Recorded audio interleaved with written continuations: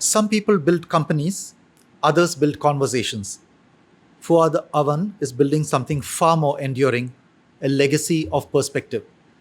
An entrepreneur, philanthropist, and managing partner of FSK, a diversified business group with interests spanning security systems, technology integration, food services, and strategic infrastructure solutions, Fouad represents a modern success story rooted in resilience. He arrived in Dubai with little more than a few dollars and a relentless belief in growth. Today, Fuad leads a diverse portfolio of businesses which continue to expand his influence across industries. In his new role in media, Fuad is the founder and host of The Perspective with Fuad Awan, a thought leadership platform rooted in one powerful idea that meaningful dialogue can outlive trends, algorithms, and fleeting attention spans. Guided by principles inspired by Napoleon Hill, Fuad curates conversations that go beyond surface success, exploring leadership, discipline, failure, purpose, vision, and the mindset required to shape the next generation. But this isn't entertainment driven content, it's perspective driven dialogue. Each episode is designed as a permanent digital asset, an archive of lived experience from readers, leaders, entrepreneurs, creators, and change makers across industries. Here is content built not on virality, but for value. Fuad combines business acumen with a deep commitment to giving back, driven by a mission to create impact that extends beyond the professional sphere. Today, we talk about growth, legacy, responsibility, and why perspective might be the most powerful currency of our time. Welcome to the Perspective by Fuad Awan. Welcome to shaping new frontiers in success and growth. The word break or stop is not in my dictionary. You need to be like a thick skin. Well, I think I've done more than 10,000 hours a day or in my lifetime, the same thing. But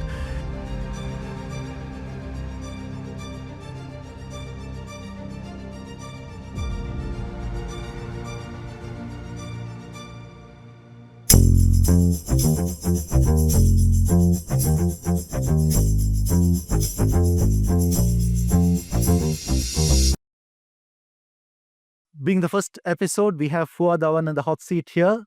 Welcome, Fuad Awan. thank you, Anand, for your time and being joining us on this journey and this noble cause. I would like to ask you, Fuad, to start with tell us a little about the perspective. What, in your view, why did you set up perspective and what does it really want to tell people? Well, like perspective, what I looking to have it that since generation is going down the line and the technology, everything making us so comfortable. So I feel that the laws of universe has been left somewhere behind. So I'm following the same philosophy of Napoleon Hill, who did with America 100 years back. That's why the nation ahead from the other developing countries 100 years. So that gap we want to do into cover in a digital way, so that when the new generation is coming, our children's growing up, so they know okay how to face the rejection, how to face the problems, how we have to grow when the tough times hit us. Because anybody flow when there is no storm in the sea, but how to sail when there is a storm. So and storm is a part of the universe. So this is what we're going to address. We're going to educate them, and the same time we want to address and support the special needs within this city and the government, whatever they're doing is in this part of the world. I think, yeah, like you rightly said, I think we will be talking about the achievements of this country, the achievements which made people successful here. We would, of course, have this very strong philanthropic angle that you're talking about. We will be supporting special needs children in our own way. We will be doing that. We will be talking a lot more about not just failures, but we will also be talking about success stories, how people became success, what were their successful chapters in their life, and what we can learn from them, isn't it? Yes, it is. It is because when we refer to somebody, everybody have their own role models. So we want to bring a different role models here, so that which inspire the people, so that they can keep going on. Right. To start with, let's get the ball rolling for. Tell us a little about yourself. When you look back at the young man who arrived in Dubai from Pakistan with pretty much very little, I know it was very little when you mentioned to me. Uh, Tell the viewers what kind of a life you had at that time, what brought you here, and more importantly, what was that ambition or that push that kept you going? Wow. So, like when I was here a long time ago, but I don't know. But it's like a long back history. I have to think how to answer this one. So, when I arrived here, so definitely for some reason there is something. There's like a burning desire that I have to do something best, something different that nobody have achieved. This was down the line from my childhood that I always ask the people around me, how can I improve myself? How can I get better than today, from today to tomorrow, from yesterday to today, and then how I going to aim tomorrow. So this is something is always intriguing me, bothering me that okay, today I'm here, can I be there? Can be there? Can be there? So I feel either it's a natural or it's by God something. There was a hunger always in my belly, and still I am hungry from the day first. Lovely. So, was there a mentor? Did you have a mentor? Did he suggest to you, he or she tell you how to do things, or maybe you learned from him, your people you looked up to? I always firm believe that in every field there is a one guru, there is a one master. Whether you know him or no, you need to idolize him if you want to be like him. So you need to follow. For when it's come to business, I my close circles knows that I'm really inspired by Mr. Tata, Mr. Ratan Tata. So when I try to do my business, I try to follow that how he take decisions, how he do in these situations. There are some other guys in the business. I know that okay, how they react under pressure, how calm they are. So I keep listening, I keep studying, so that I know that the situation which facing during the business, they are not defined in the school, in the universities. There's no formulas, no business plans tell you that all of a sudden you went for a one deal, it's a 10 million dirham deals and you lost it for nothing. How you respond now? And what is the plans you have done back, and now how you gonna manage it? So there's no much in the business plan. So you need to look up for the different mentors. I'm going to rewind a little bit, for tell me what was the crucial areas of your upbringing which kind of shaped the person who you are? I believe like uh my family, my mother, I always say yes. She like really take care of me in term of the as a woman. Like she teach me how to take care of a woman and how to be respect. How as a man you protect.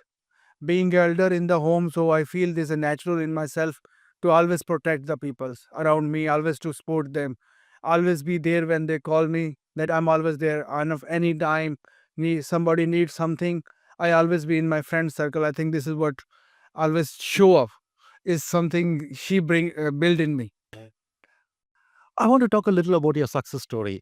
So, people see the multi-million dirham deals today, but not really the invisible years of struggle that went into it. What was the hardest truth that you had to accept uh, on your journey towards this successful FSK? What I feel that whatever happens, even the failures, that is for today. Tomorrow is the new day.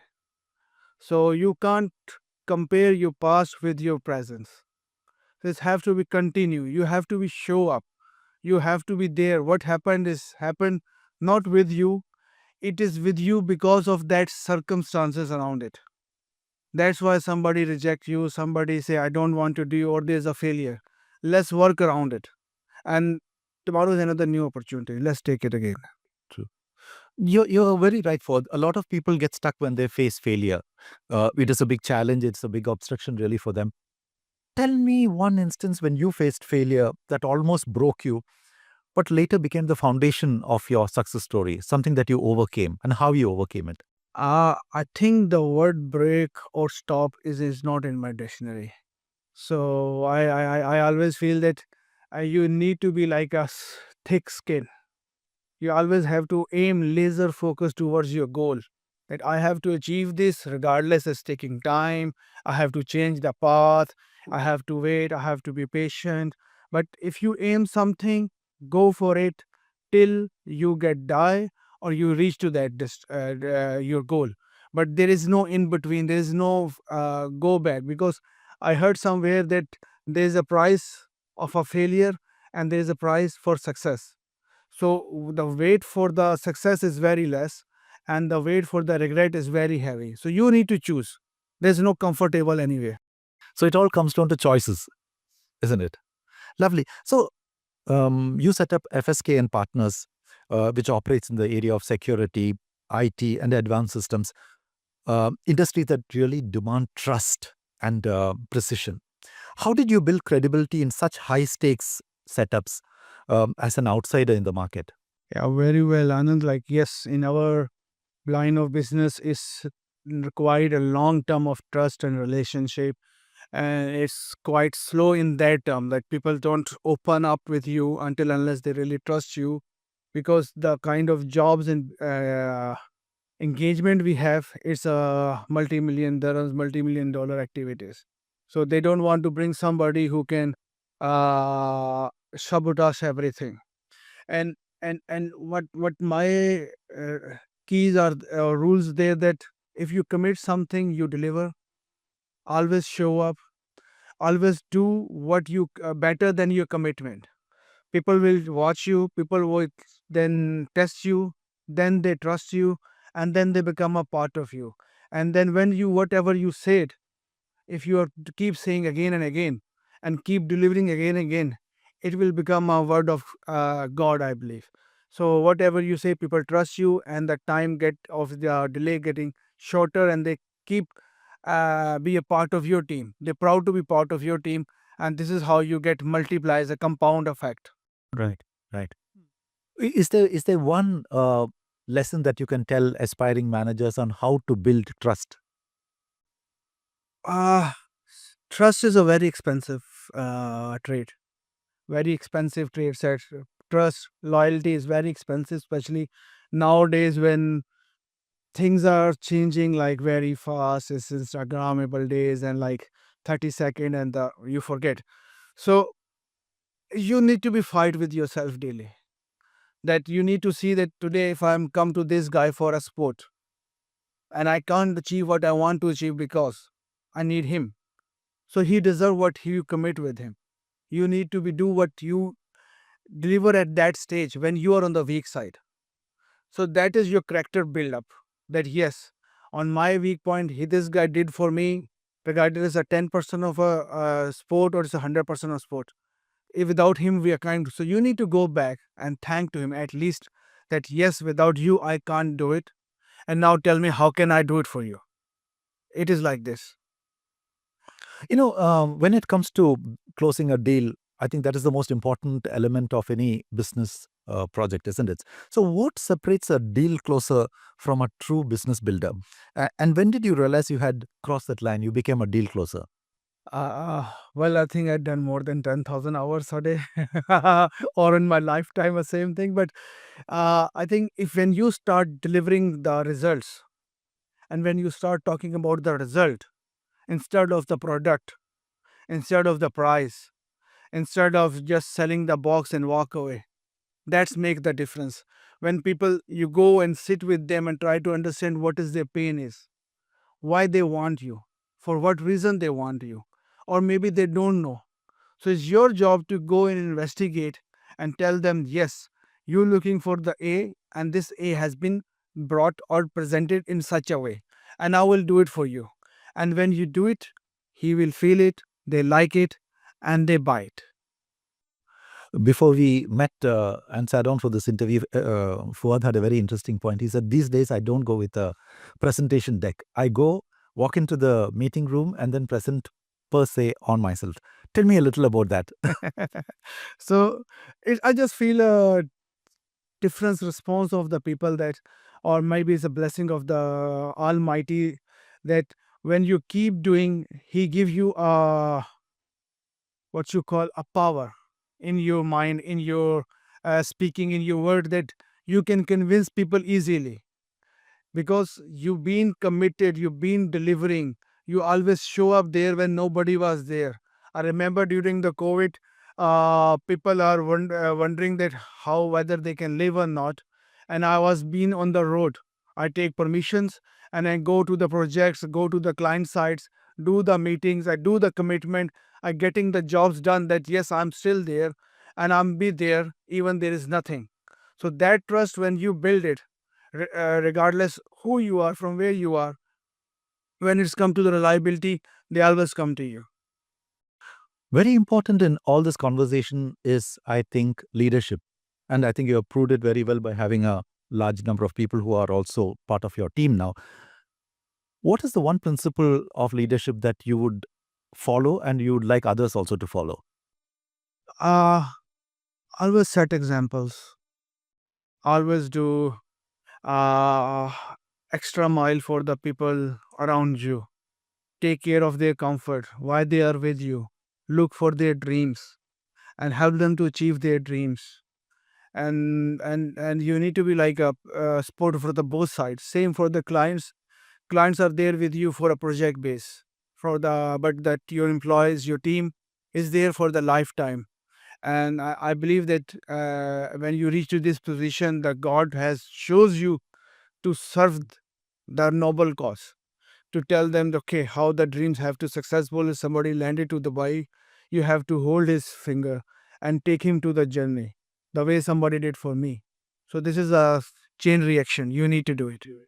What kind of conversations do you feel are missing in today's leadership discourse, leadership conversations? What is missing, and what would you want your podcast to create? Well, I heard a lot that people say I have a stress, I have a tension. Even every doctor when they don't find anything. I don't want to be like to point somebody, but say that you have a stress, you have a stress, and but nobody define what the stress is. I feel if you have some idea and you don't want to do it, that is a stress. That you keep thinking for it, and you don't want to do a single action, and you have all the positive points, all the negative points, and then you do what to do. That is stress. But if you start taking one action, you might be get fail, but you have to get fail fast, recover fast, move for the next plan. So you don't have to stay on the same failure. They say the pressure is a privilege to have it. So you have that privilege. That's see, the seed never grow without the pressure and the dark space to become a tree. Somebody put it down a certain level, and then it break through the ground, and from the plant to become a tree. If you want to be tree, yes, you need to be thanks to the God that you are uncomfortable being comfortable. Right. Very good point. I suppose that same thing can be talked about or said about a diamond. It needs a lot of pressure to really become a diamond, Totally agree. Yeah, isn't from it? carbon to diamond. From carbon to diamond. Agreed. So I suppose that's what also separates carbon from diamond. Yes, it is. It is. They have the same chemical properties. Yes. Yeah. So when you invite leaders from different walks of life onto your show, what are you hoping to uncover? Um, is it their strategies, their vulnerabilities, their humanity? What are you looking for in people that they would like to share? I feel like success is nothing without failures. And the guys who I'm look up to them, they are doing the same thing, I believe, 100 times more than me. That's why God bless them to that level. So it's mean if they are on that level, this failure level is another 100 time more than me. So the more they get failure, the more they get up and they reach to the success. So the people I'm looking to come on that post on this podcast have the both plus points, that how they reach here, what they bring on the table, what they face the challenges. Because I heard so many interesting stories are there, that if I write a book, I can write another book of Think and Grow Rich from every person in Dubai. Dubai is such a opportunity available ground, so fertile. Very importantly, and I think this is so crucial to your business, in our conversations, you have mentioned it previously as well.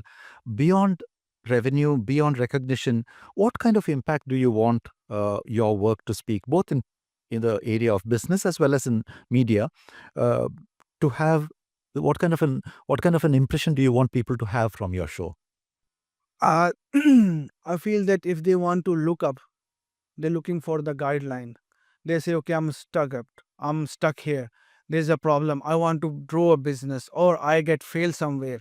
So they go to the YouTube and they search and they say, okay, this guy is from my field and he reached on the top. What he did, I will did the same formula. They say that if you can know your net worth around the five people around you, six people around you. If all are making 100,000 dirham, you are around the 100,000 dirham, guys. If you are watching somebody who's in 10 million dirhams, so you need to copy their formula. That's it. You don't need to do be very smart, very high IQ. No, you need to be persistent and you need to be keep doing what need to be done and willing to pay that price. You don't need to be like a cry that today is 9 o'clock, I didn't sleep. If it's 16 hours required per day to work, you need to be give it. This is what the demand of your dream. Pay the price. So these are more like how-to videos, isn't it? Yes. Where you're going to be learning something from each and every video, each and every podcast that is coming onto you. So if a young professional listens to your podcast, 5 years from now, and changes their life because of it, what would you want to, what would you want them to tell you? Uh, I don't want them to come back and tell to me. I feel that uh, if I left these videos there, then now their job is to carry on forward down the line for their next generation and for their next generation. I don't want to come back somebody say thanks to me. I say that you learn it. The best thank is that you implement them and you improve your life and you take and support the other families, other hands, other upcoming people. So the circle have to be continue. Right. Before I let you go off from the seat, Fouad, one last question. When your story is told decades from now, what would you like it to stand for? Not as an entrepreneur, but as a human being. To be honest, like down the line, I never think. I just think that I have been given a role by the God, and I am trying to deliver it as much honestly as I can. Because I coming from nothing. I have no idea that I've been reached there. And I've the life which I'm enjoying. I never been think about it. So it's all the greatness of the God. That I'm very firm believer of the universe. That the more you have to be build the things which are invisible, because all the face system is invisible. You keep doing it, keep practicing it, it gets solid. It's coming from invisible to visible for you. So he give me this role and he give me the responsibility. I'm trying to here to do my duty, and that's it. Right. That's it. Thank you, Fuad. That was lovely conversation with you. We had Fuad Awan on the hot seat here discussing his success stories. We will be talking more about other senior successful people, people who have a good story to say. We will be sharing all of this on our podcast, The Perspective with Fuad Awan. Thank you, Anand. Thank you for your time.